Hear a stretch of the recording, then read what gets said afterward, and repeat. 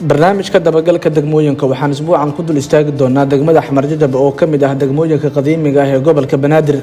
degmada Xamar Jajab oo kamid ah degmooyinkii ugu horeeyay ee gobolka Banaadir waxay qayb ahaan ku taala afarta qaybood ee gobolka Banaadir qaybtiisa wali oo cadde waxa ay xuduud la leedahay saddex degmo oo kala ah Waaberi, Xamarweyne iyo Wadajir. Xamar Jajab waxa ay ka kooban tahay afar waaxood oo kala ah Gahiir, Horseed, Kowda May iyo General Daawud.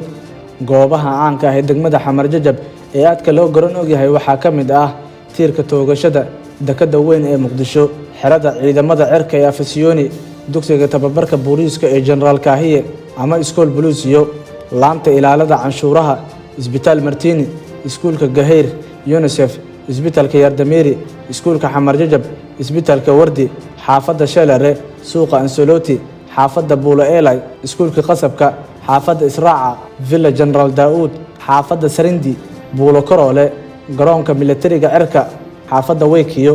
Xamar Jajab waa degmo dadka degan ay isku xiran yihiin waxayna ka mid tahay degmooyin yar oo aysan saameyn ku yeelan dagaaladii sokeeye ee dalkan soo maray. Xamar Jajab waxaa ku yaala saldhigyada ugu badan ee ciidamada booliiska marka loo eego degmooyinka kale ee gobolka Banaadir.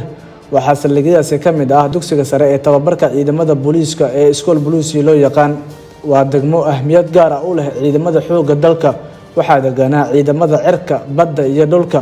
waxaa ku yaalo xarumo ciidan oo ay ka mid yihiin Afasiyooni, Viame, Bermadka, Iskool Booliisiyo iyo laanta ilaalada canshuuraha. waxaa sidoo kale ku yaala dekada Muqdisho oo ah halka ugu badan ee dakhliga dowladda federaalka uga soo xarooda. xerada Afasiyooni waxay ka mid ahayd meesha xudunta u ah kulamadii ay yeelan jireen saraakiisha sameysay afgambigii aan dhiiga ku daadan ee dhacay 20 Oktoobar 1969 waxayna madaxtooye iyo xafiisyo shaqo u ahayd madaxweynihii kacaanka Allah u naxariistay Maxamed Siyaad Barre. waxaa ku yaalo xabsiga dhexe oo ah meel lagu dhaqan celiyo dadka laguna xiro qof walba oo eedeysana ah isla markaana maxkamad suga ah ama mid maxkamad soo xukuntay intaba. waxaa sidoo kale qayb kaga yaala Isbitaalka weyn ee Martini. degmada Xamar Jajab oo gashay jahwareer maamul ayaa ugu dambeyn yeelatay gudoomiye ogol. waxaa gudoomiyaha degmada lagu magacaabaa Maxamed Cabdi Axmed Xayle. ma jirto wax shaqo dowlad hoose oo uu soo qabtay inta aan la magacaabin. waxa uu ka soo shaqeeyay farmashi isaga oo markii la magacaabayo suuqa Xamarweyne dharka iibsanayay. gudoomiye ku-xigeenka amniga degmada waa Sheekh Cumar. ma jirto wax shaqo dowlad hoose oo uu soo qabtay. gudoomiye ku-xigeenka arrimaha bulshada waa Zahra Maxamuud Cumar. degmada Xamar Jajab oo muhiimad gaar ah u leh madaxda dalka xilliyada ay safrayaan ayaa isbedel lagu sameeyay maamulkeeda. waxaana xilka laga qaaday gudoomiyihii degmadaas Guhaad Sheekh Xasan oo loo wareejiyay degmada Dharkeenley. isbedelkan degmada Xamar Jajab ayaa dhaliyay in gudoomiyihii loo magacaabay uu iska diiday sababo la xiriira in aysan beeshiisa u qalmin degmadan sidan u yar wax soo saarkan aan lahayn. Maxamed Suudi oo hore xogaye uga soo noqday degmooyinka Kaaraan iyo Dharkeenley ayuu gudoomiyaha gobolka Banaadir Cumar Maxamuud Maxamed Filish kala laabtay magacaabistii wuxuuna gudoomiyaha degmadaas ku soo celishay beeshii uu ka qaaday xilka gudoomiyaha degmada Shibis. degmada Xamar Jajab oo ah degmo baaxad yar xaafadaheeduna u badan yihiin isku raran jidad waaweyn aan lahayn ayaa soo xareen wax anshuur ah ma lahan suuq weyn waxayna dadka degan u dukaamaysi tagaan suuqyada beerta iyo Xamarweyne. jidadka degmada ayaa ah kuwa dhisan intooda badan waxaa isticmaala madaxda dowladda marka ay ka baxayaan ama ay ka soo degayaan garoonka caalamiga ee Aadan Cadde. nadaafadda degmada ayaa ah mid liidato.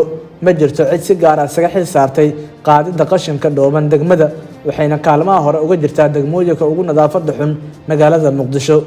jidka dhexmara Iskool Booliisiyo ee aada eelaboorka Muqdisho oo ay isticmaalaan madaxda ugu sareysa dowladda federaalka ayaa xilliyada roobku yimaado waxaa fadhiisto biyo waxaana inta badan biyahaasi ay saameyn ku yeeshaan dadka goobta ka agdhow iyada oo caafimaad darro mararka qaar laga qaado.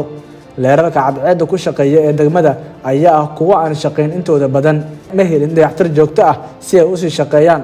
waxaa mugdi ah xilliyada habeenkii inta badan jidadka degmada waxa ay leedahay hal MCH oo kaliya uu shaqeeya sida xogta dabagalka uu ku ogaaday balse kuma filno adeegyada caafimaad oo ay u baahan yihiin bulshada degan degmada Xamar Jajab. balse waxaa jira isbitaalada degmada ku yaala oo ay tagaan sida Yardameeri iyo Isbitaalka Wardi.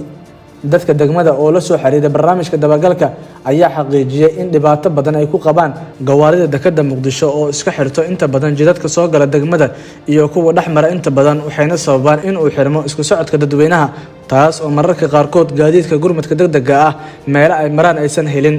jidcayaasha degmada qaarkood ayaa maamulkii hore ee gobolka Banaadir hogaaminaya Allah u naxariistay Engineer Riso waxa uu ka hirgeliyay adeega interlog loo yaqaan kaas oo qayb weyn ka qaadanaya bilicda nadaafadda iyo amniga xaafadda waana degmada ugu badan ee laga fuliyay adeega interlog oo ah mid maamulka gobolka Banaadir qandaraas ku soo qaatay.